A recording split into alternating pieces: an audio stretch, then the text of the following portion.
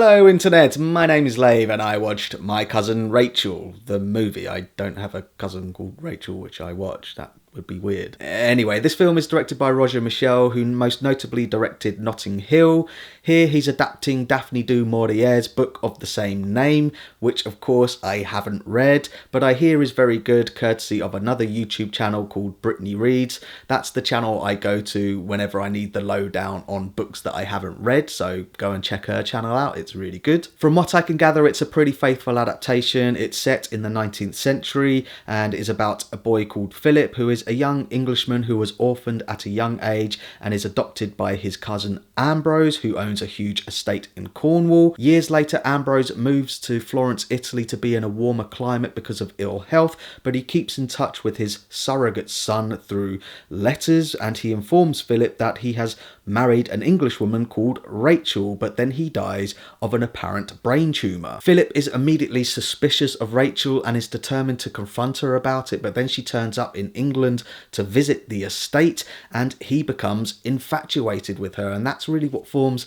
the crux of the film. You are asking, was she involved in Ambrose's death or wasn't she? And is she stringing along Philip or isn't she? And the film does a really good job at that. You are constantly asking, is she manipulating everyone, in particular Philip, or is she just an innocent party and only really being guilty of being a woman who's ahead of her time? And Rachel Weisz is really good as the titular character. You are drawn to her, you are suspicious of her, she's really seductive but then also very innocent. And what I find really interesting is that she revealed on Graham Norton's show when she was interviewed about this film is that she read the script and then she called the director to ask if she did kill Ambrose or not, and the director said, I don't know, that's kind of the point. But what's really interesting is that she said in order to play Rachel, she decided one way or the other, but she didn't tell which way she went for.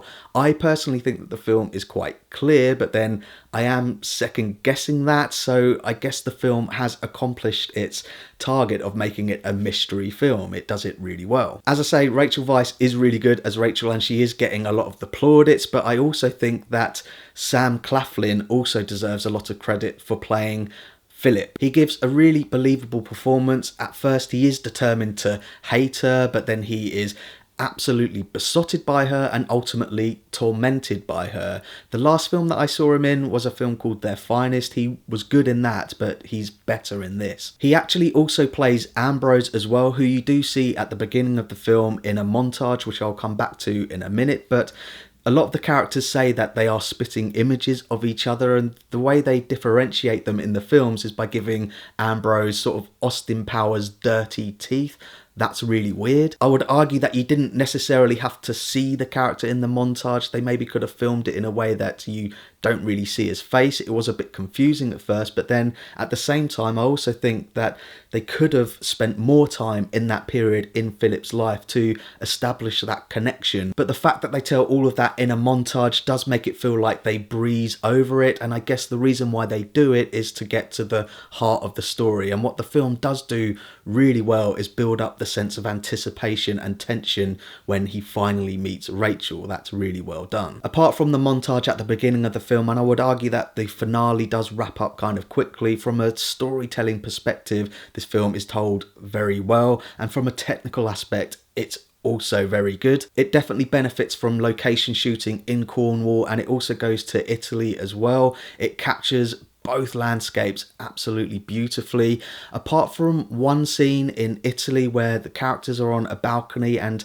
the background I'm sure has been CG'd. I'm not sure if they did it to make Florence look more historically accurate, but it definitely looked out of place. But other than that, the technical aspect of this film is really good. I think they utilise natural light sources to light all of their scenes, particularly in the nighttime scenes where they only have candles as their light sources. I think that's really important in period dramas because it really sells the fact that you are there in that time. It would absolutely ruin the illusion if characters were unnaturally lit. So yeah, this film is well acted, well made. I'm pretty sure it's a faithful adaptation to its source material, so I recommend you go and see it. And that's coming from someone who doesn't particularly like period dramas, so go and see it. So that's my thoughts on My Cousin Rachel, and pause the video if you want to take a closer look at my enjoyment tracker now. To be honest, I wasn't all that excited to go in and see this film, but I have to admit it was really refreshing to go to the cinema and not see a superhero film or a big summer blockbuster.